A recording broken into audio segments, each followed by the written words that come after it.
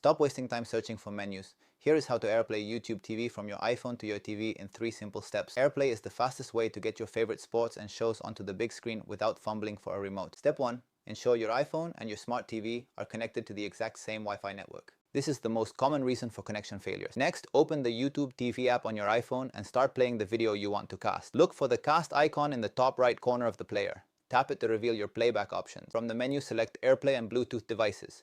Your iPhone will scan for available screens. Step 3. Choose your TV from the list. If prompted, enter the 4-digit code that appears on your television screen. Once the code is entered, your video will immediately jump to the big screen with full playback control from your phone. Pro tip: if your TV doesn't show up, try toggling AirPlay off and back on in your TV's system settings. That is it.